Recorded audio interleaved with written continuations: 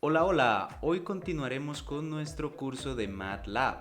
El día de hoy vamos a hablar un poquito acerca de variables, vectores y matrices.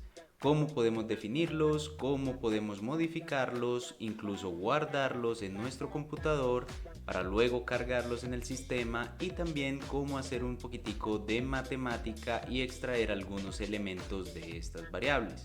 Empecemos entonces con abrir nuestro MATLAB. Listo, entonces como habíamos mencionado en el video pasado, el uso de scripts es bastante interesante para no perder nuestro trabajo. En estos scripts también podemos utilizar mensajes que no van a ser leídos por el código, que no van a tener ningún tipo de función, más que instrucciones o guías para nuestro script. Con el uso del símbolo de porcentaje podemos hacer estos mensajes en nuestro script. Por ejemplo, en este video que vamos a hacer un análisis o más bien una introducción a variables, vectores y matrices, podemos colocarlo de esta forma y el script quedaría simplemente con un mensaje asociado. Le podemos dar guardar siempre como prueba.m o como un archivo .m para no perder nuestro trabajo.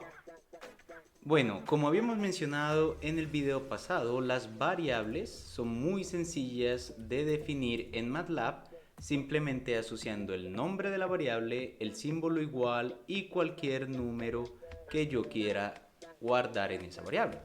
Sin embargo, los vectores también son bastante fáciles de describir simplemente con la ayuda de unos corchetes. Dentro de los corchetes yo puedo colocar todos los elementos que hay en ese vector. Puedo utilizar diferentes números separados como espacio. Puedo utilizar igualmente comas separando mis elementos, o también puedo utilizar punto y coma para separar mis elementos. En este caso, nuestro primer elemento y nuestro segundo elemento van a ser de forma igual, mientras que nuestra variable d va a tener una pequeña diferencia.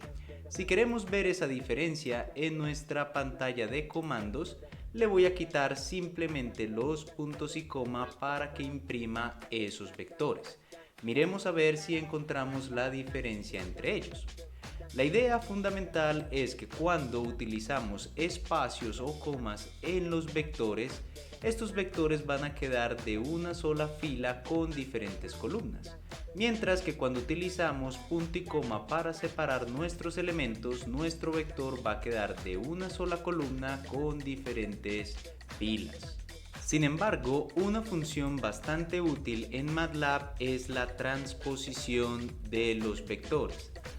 Esta transposición nos permite generar una modificación para acomodar los elementos en filas o columnas. Por ejemplo, si yo coloco que nuestro B2 va a ser igual a B simplemente con nuestra comilla simple, lo que va a hacer es transponer nuestro vector B.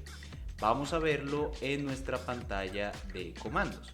Ahorita vamos a tratar de borrar todo lo que hay aquí en nuestra ventana de comandos para poder utilizar estos dos funciones que les había mencionado en el video pasado.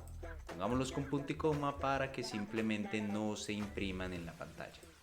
Entonces aquí nuevamente tenemos nuestros vectores B, C y D, y en este caso nuestro vector B, que venía a estar con una sola fila y diferentes columnas, al transponerlo nos quedó de una sola columna y diferentes filas. Listo, entonces ahora para nuestras matrices podríamos simplemente utilizar la misma forma para crear vectores. Ejemplo, creemos una matriz M, donde simplemente voy a hacer una matriz de 2 por 2. Significaría que si yo acomodo un par de elementos, ahora tengo que separarlos entre filas y columnas. Para ello, lo que voy a utilizar es el espacio para generar vectores que tengan una sola fila y dos columnas en este caso, separado por un punto y coma para que me genere una nueva fila y pueda acomodar mis otros dos elementos. Si yo corro mi programa ahora, mi matriz M va a quedar de 2 por 2 con los primeros dos elementos en la primera fila y mis otros dos elementos en la segunda fila. Una de las ventajas de MATLAB al ser tan gráfico es que podemos definir variables vacías y poder ingresar los números, ya sea vectores o matrices, en esta variable. Para generar una variable vacía, que lo voy a llamar B, va a ser simplemente igual a los corchetes sin nada adentro de ellos. Al dar Enter, yo puedo entrar en esa variable y acomodar tantos elementos como yo quiera en mi matriz. Ejemplo, si yo lleno esto de números, me va a generar una matriz que tiene cierta dimensión. Cuando yo cierre esto no habrá ningún problema, se van a quedar guardados esos elementos aquí en nuestra matriz. Esta función es bastante interesante porque yo puedo hacer uso de datos que estén en Excel o en otro tipo de softwares para poder copiarlos y pegarlos en MATLAB.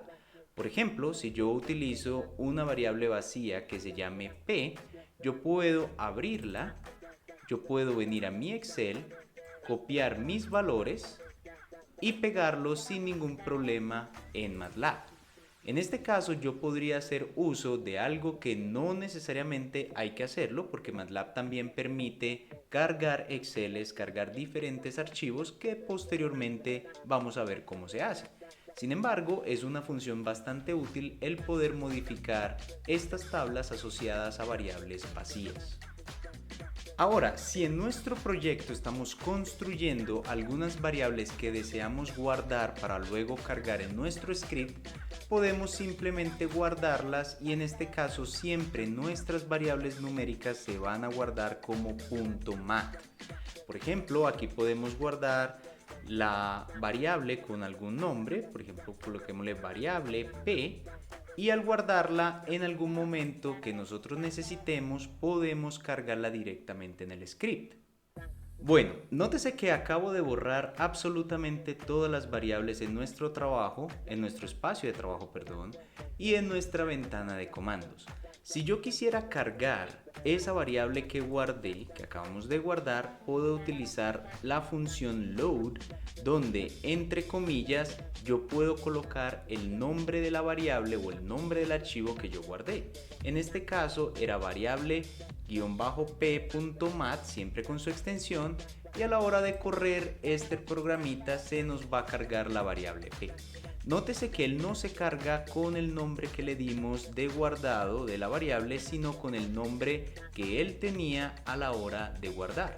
Si yo abro nuestra variable tendría todos mis valores sin ningún tipo de problemas. Bueno, para transponer las matrices podemos utilizar de la misma forma que lo hicimos para los vectores la comilla simple.